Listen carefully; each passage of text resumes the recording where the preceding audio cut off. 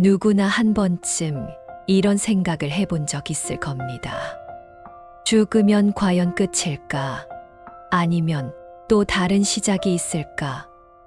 가까운 이의 죽음을 겪었거나 혹은 스스로에게 이런 질문을 던져본 적 있다면 당신은 지금 이 순간 삶과 죽음 사이에서 가장 중요한 자리를 마주하고 있는지도 모릅니다. 그럴 때 부처님의 말씀은 우리에게 조용히 길을 가리켜 줍니다. 우리는 살아가는 동안 죽음을 멀리 있는 일처럼 여기며 삽니다.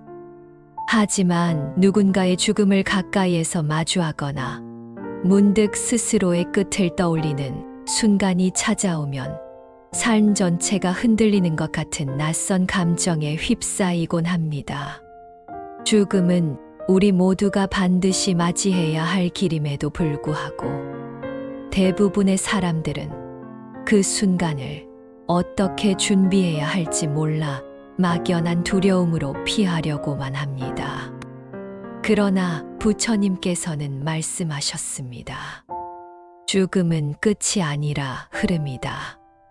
이 짧은 가르침 속에는 생명이라는 존재가 단절되는 것이 아니라 일정한 인연의 결과로 이어지는 과정이라는 깊은 통찰이 담겨 있습니다. 불교에서는 죽음을 하나의 문으로 봅니다. 삶이라는 방을 나와 또 다른 방으로 옮겨가는 길목, 그 문을 지나기까지 머무는 시간이 바로 49일입니다. 이 49일은 단순히 시간적 구간이 아니라 의식이 머무는 중간 상태로서 스스로를 돌아보고 다음 여정을 향한 준비를 마무리하는 아주 소중한 기간으로 여겨집니다. 사람의 육신은 숨이 멈추는 순간 사라지지만 그 사람의 의식은 곧바로 사라지지 않고 일정 시간 동안 존재의 흔적을 이어갑니다. 그 시간이 바로 중음신의 시간이며 불교에서는 이 시기를 매우 중요하게 봅니다. 왜냐하면 이 기간 동안 맺었던 업과 인연, 품었던 마음의 결이 다음 생의 향방을 결정짓기 때문입니다. 그래서 불교에서는 죽은 이의 영혼을 위해 49일 동안 기도하고 천도제를 지내며 그 길이 평안하고 밝은 방향으로 이어지도록 돕는 수행을 권합니다. 하지만 이 49일은 단지 죽은 자만을 위한 시간이 아닙니다. 남은 이들에게도 아주 깊은 수행의 시간이 됩니다. 죽음이라는 이별 앞에서 인간은 가장 진실한 감정과 마주하게 되고 그 감정 속에서 삶을 다시 바라보는 힘을 얻게 됩니다. 누군가를 떠나보낸 경험이 있는 사람이라면 압니다. 그 시간이 어떤 말보다 더 깊은 깨달음을 가져다 줄 수 있다는 것을, 그 시간이 내 삶을 되돌아보고 사랑이라는 감정을 다시 곱씹게 만들며 무엇을 놓고 살아야 할지를 진심으로 묻게 한다는 것을, 부처님께서는 우리가 죽음을 두려워하지 않도록, 삶을 놓치지 않도록 수많은 말씀을 남기셨습니다. 죽음을 아는 사람만이 삶을 소중히 여길 수 있으며 죽음을 직면한 사람만이 삶을 완성할 수 있다고 하셨습니다. 그러니 지금 우리가 죽음에 대해 이야기하는 이 시간은 곧 삶을 더욱 깊이 이해하려는 여정의 일부입니다. 마음이 고요할수록 우리는 그 진실에 가까워질 수 있고 그 고요 속에서 삶과 죽음은 둘이 아닌 하나로 연결되어 있음을 알게 됩니다. 죽음이 끝이 아니라 흐름이라는 말은 단지 다음 생에 대한 신념이 아니라 지금 이 삶을 어떻게 살아야 할지에 대한 가장 근본적인 질문이기도 합니다. 그러니 오늘 우리가 나누는 이 이야기는 단지 죽은 이들을 위한 위로가 아니라 살아있는 우리 모두를 위한 수행의 시작입니다. 죽음을 통해 삶을 배우는 시간, 그것이 지금 우리가 머물고 있는 이 자리입니다. 불교에서 죽음 이후의 과정을 설명할 때 자주 언급되는 개념이 바로 중음신입니다. 아함경과 수타니파타 등 여러 경전에서 부처님은 죽음 이후 곧장 다시 태어나는 것이 아니라 일정한 의식의 흐름이 이어진다고 설하셨습니다. 중음이란 중간의 상태, 즉 전생과 내생 사이의 노인 의식의 과정을 말합니다. 이 시기가 평균적으로 49일간 지속된다고 알려져 있으며 그 안에서 의식은 새로운 삶으로 향할 준비를 마치게 됩니다. 이는 마치 불이 꺼졌다고 해서 열기가 곧바로 사라지지 않는 것처럼 몸은 사라졌지만 그 생명의 흔적이 의식의 형태로 일정 기간 머무는 이치를 비유한 것입니다. 법구경에서는 마음이 짓는 대로 삶은 흐르고 업이 따라 생을 이끈다고 말합니다. 이는 단지 살아있을 때의 이야기만이 아니라 죽은 뒤에도 그 법칙이 이어진다는 의미입니다. 죽음 후 49일 동안 맺은 업과 의식의 상태는 다음 생의 질을 결정짓는 중요한 요인이 됩니다. 부처님께서는 제자들에게 죽은 이를 위해 기도하고 선한 공덕을 회향하라고 자주 당부하셨습니다. 경전에서는 부모를 위해 독송한 공덕이 부모의 고통을 덜어주고 어둠 속에서 밝은 곳으로 이끄는 힘이 된다고 전합니다. 이렇듯 죽은 자에게 마음을 모아주는 것은 단지 남겨진 자의 의무가 아니라 영혼에게 실제적인 영향을 미치는 수행입니다. 특히 유마경에서는 유마거사가 병든 몸으로도 중생의 괴로움을 껴안고 자신이 아픈 이유를 통해 세상의 진리를 설파하는 장면이 나옵니다. 그는 생과 사는 둘이 아니며 고통 속에서도 지혜는 자란다고 말합니다. 이는 단순히 육체적 생명을 넘어선 존재의 흐름을 보여주는 이야기로 해석되며 죽음을 삶과 단절된 것이라 보지 않는 불교의 관점을 상징합니다. 대열반경에서도 부처님은 열반에 들기 직전까지도 제자들에게 무상의 진리를 설하시며 죽음은 피해야 할 일이 아니라 받아들여야 할 흐름임을 강조하셨습니다. 제자 아나는 부처님의 인멸 앞에서 크게 통곡했지만 부처님은 그대는 나의 몸을 보려 하지 말고 나의 가르침 속에서 나를 보라고 하셨습니다. 이 말씀은 곧 육신의 죽음은 가르침의 소멸이 아니며 법은 살아있다는 뜻입니다. 불교에서는 죽음을 피하거나 부정하지 않습니다. 오히려 죽음을 자각하고 그것을 통해 삶을 더 맑고 정직하게 살아가길 권합니다. 그래서 죽음을 준비하는 이들이 자주 읽는 경전에는 반복되는 말씀이 있습니다. 삶이 있으면 죽음이 있고 죽음이 있으면 다시 삶이 있다. 이는 단순한 윤회의 가르침을 넘어 모든 존재가 서로 연결되어 있다는 연기의 원리를 설명하는 말이기도 합니다. 한 생이 끝나면 다른 생이 이어지고 내가 남긴 말과 행동은 또 다른 삶의 조건이 됩니다. 그 연결의 끈은 사라지지 않으며 오히려 우리가 살아가는 방식에 따라 다음 흐름이 결정됩니다. 이처럼 부처님께서 말씀하신 죽음의 과정은 단절이 아닌 인연의 연속이고 두려움이 아닌 자각과 준비의 시간입니다. 49일이라는 시간은 단지 죽은 이를 위한 의식이 아니라 살아있는 우리가 삶과 죽음을 함께 성찰할 수 있는 고요한 수행의 장이기도 합니다. 죽음을 어떻게 대하는가에 따라 삶의 깊이도 달라지기에 부처님은 언제나 죽음을 말하면서 동시의 삶을 강조하셨습니다. 그 가르침은 지금 이 순간 우리 마음 안에서도 여전히 살아 움직이고 있습니다. 불교에서 죽음은 끝이 아니라 변화의 흐름으로 이해됩니다. 그리고 그 흐름 안에서 가장 중요한 것은 마음의 상태입니다. 우리가 살아있는 동안 지은 업과 쌓아온 마음의 습관이 죽음 이후에도 그대로 이어지기 때문입니다. 그래서 49일이라는 시간은 단지 숫자가 아니라 마음이 머무는 공간입니다. 부처님께서 강조하신 연기의 원리도 바로 이 흐름을 설명합니다. 모든 현상은 원인과 조건에 의해 일어나고 또 다른 결과를 낳는다는 이 법칙은 죽음 이후에도 그대로 적용됩니다.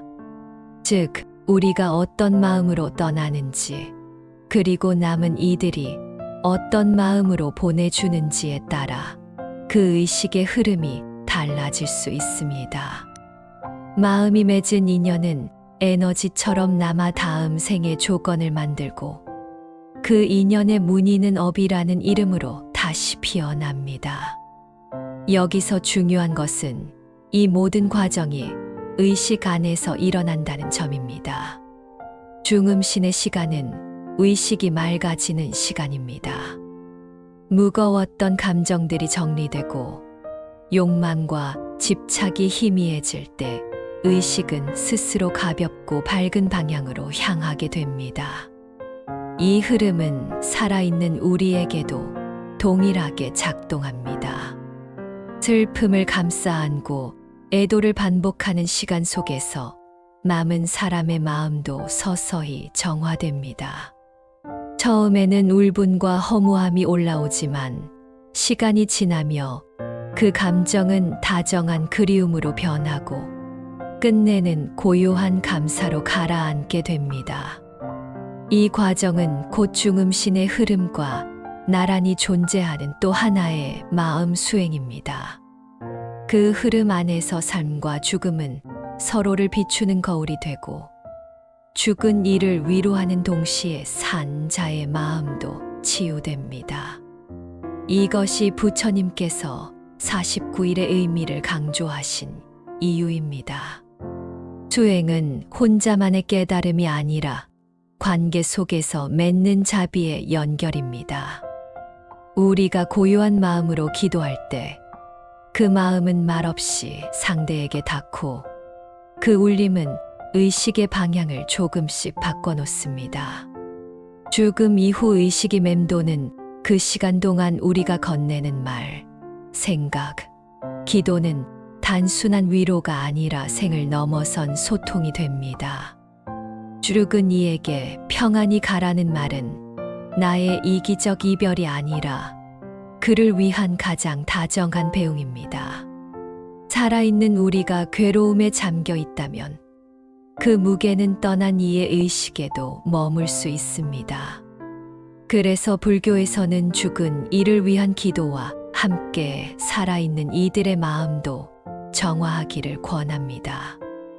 고인의 영혼을 위해 매일 천도제를 지내는 것도, 반복되는 독송을 통해 내 마음을 다듬는 것도 결국 하나의 흐름을 함께 정돈하는 일입니다.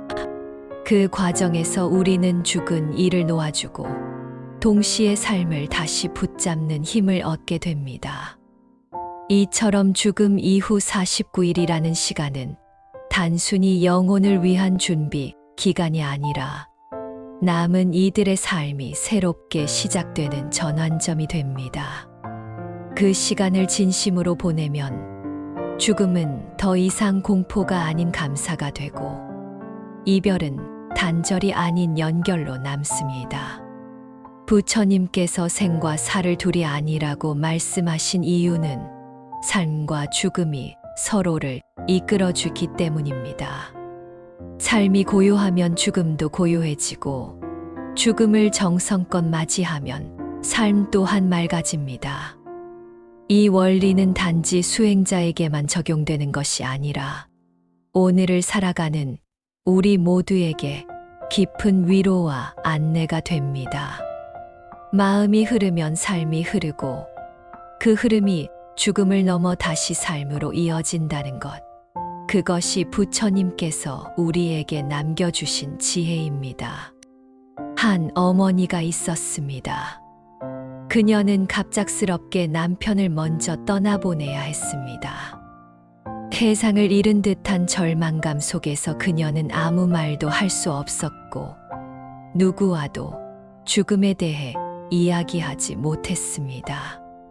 장례를 치르고도 그녀의 삶은 여전히 그 자리에 멈춰 있었습니다. 그런 그녀에게 스님 한 분이 조용히 천수경을 권했습니다. 그날 이후 그녀는 매일 아침 남편의 영정 앞에서 천수경을 한 번씩 읽기 시작했습니다. 처음엔 울음을 참지 못해 중간에 끊기기도 했지만 어느 날 문득 그녀는 자신이 남편에게 평안히 가요라고 말하고 있다는 걸 느꼈습니다. 그리고 그 말을 하던 순간 마음 깊은 곳에서 처음으로 이별을 받아들이는 감정이 피어났습니다. 또 다른 사람은 형제를 잃고 깊은 무력감에 빠졌습니다. 아무런 예고 없이 세상을 떠난 동생을 생각하면 죄책감과 원망이 끊이지 않았고 살아남은 자신이 너무나 미안했습니다. 그는 누군가의 권유로 49일 동안 매일 촛불을 켜고 연불을 들으며 명상하는 시간을 가졌습니다. 특별한 기도를 드리진 않았지만 그 49일의 반복 속에서 그는 조용히 동생과 대화를 나누는 듯한 감각을 느꼈다고 말합니다. 내가 아직 너를 놓지 못해서 너도 편히 가지 못하는구나 하는 깨달음이 들었고 그때 처음으로 마음속에서 보내야겠다는 용기가 났다고 했습니다. 한 스님은 이런 이야기를 들려줬습니다. 어떤 노승이 임종을 앞두고 마지막으로 제자들에게 이렇게 말했다고 합니다. 죽음을 두려워하지 마라. 그것은 다음 강을 건너는 일일 뿐이다. 다만 지금 이 마음을 정갈하게 하여 흐름이 고요하게 이어지게 하여라. 그 말은 단순히 수행자들에게만 해당되는 것이 아니었습니다. 우리 모두는 언젠가 반드시 그 강을 건너야 하기에 지금 이 마음을 살피는 것이야말로 가장 큰 준비가 된다는 것을 뜻합니다. 실제로 많은 사람들이 49제를 지내며 그 마음의 정리를 경험합니다. 한 아버지는 자식을 먼저 떠나보낸 슬픔을 감당하지 못하고 매일 술에 의지했습니다. 그런 그가 우연히 절에 들렀고 스님의 권유로 49일 동안 매일 단 10분이라도 조용히 자식의 이름을 불러주기로 했습니다. 처음 며칠은 자꾸 눈물만 나고 화가 치밀었지만 점점 그 시간은 아들을 향한 원망이 아니라 감사와 그리움으로 채워졌습니다. 그는 말합니다. 그 49일이 없었다면 나는 아직도 그날에 머물러 있었을 거예요. 또 어떤 이는 죽음 앞에서 아무것도 할 수 없다는 무력함에 빠졌을 때 스스로의 마음을 바라보는 법을 배웠다고 했습니다. 죽음을 바꿀 수는 없지만 그 죽음을 대하는 자신의 마음은 다듬을 수 있다는 사실이 그에게 큰 위로가 되었다고 합니다.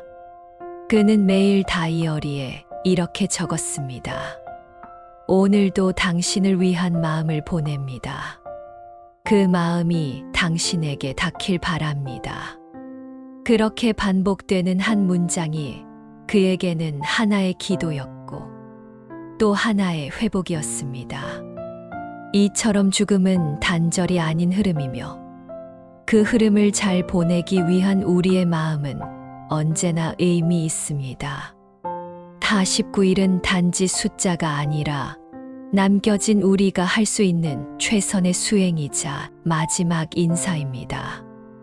그 시간을 통해 우리는 고인을 놓아주고 동시에 삶을 더 단단히 품게 됩니다.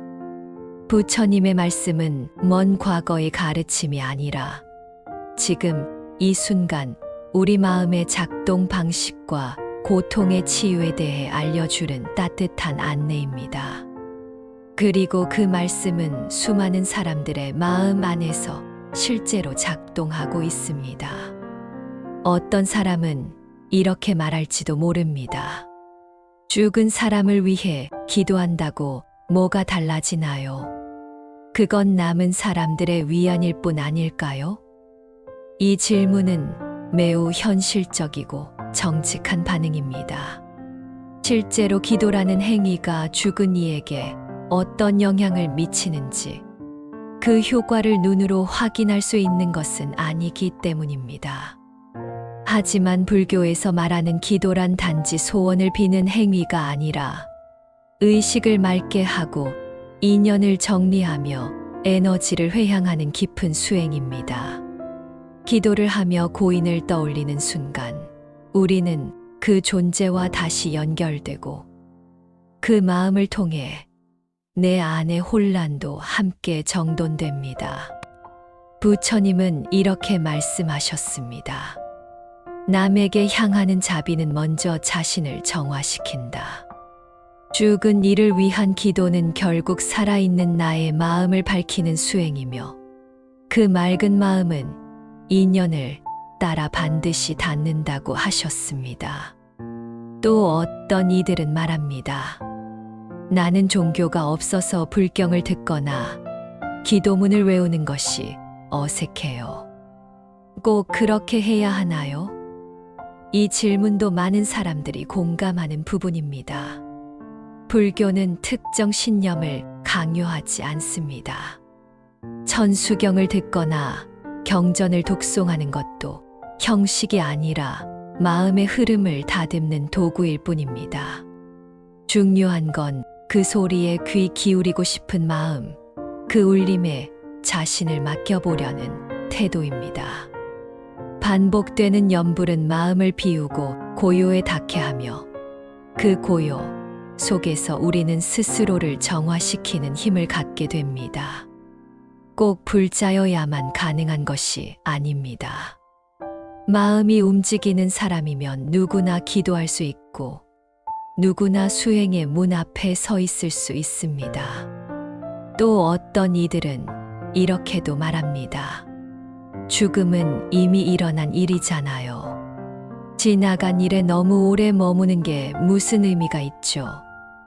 이 질문은 어쩌면 고통을 빨리 떨쳐내고 싶다는 바람에서 나온 것일 수도 있습니다.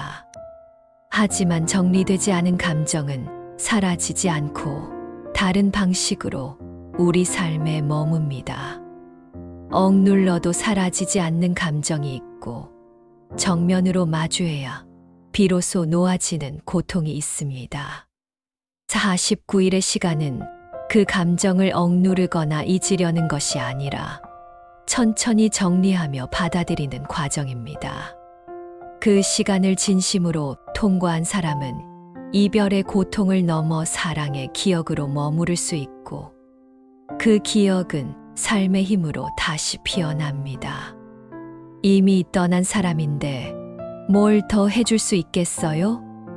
하고 말하는 이도 있을 것입니다. 하지만 부처님은 말씀하셨습니다. 업은 사라지지 않고 마음은 이어진다. 우리가 품는 마음, 우리가 보내는 기도, 우리가 하는 다정한 기억은 그 자체로 인연의 씨앗이 됩니다. 죽은 이를 향한 사랑과 존중은 여전히 흐름 안에서 작용하고 그 마음은 남아있는 이들의 삶을 맑게 하고 때로는 고요하게 떠난 이를 돕기도 합니다.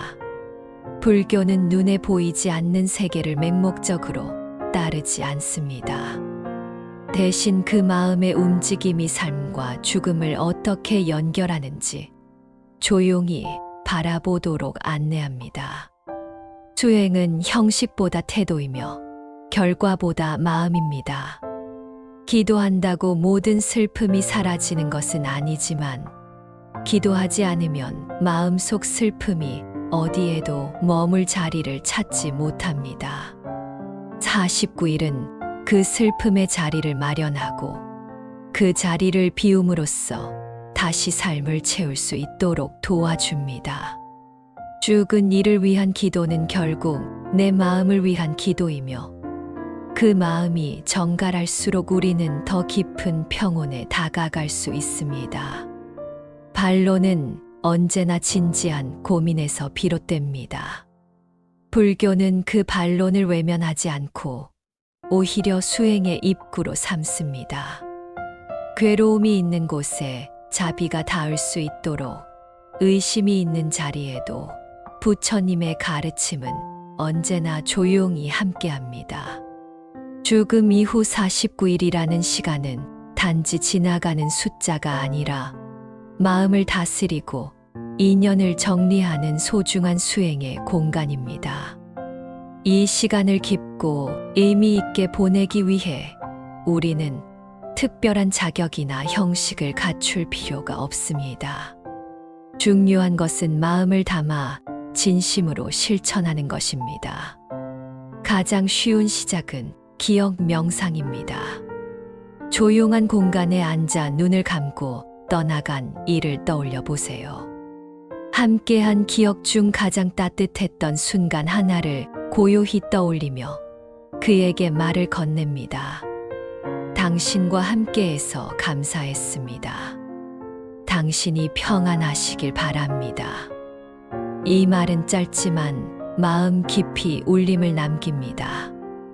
매일 같은 시간, 단 5분만이라도 이 명상을 반복해 보세요.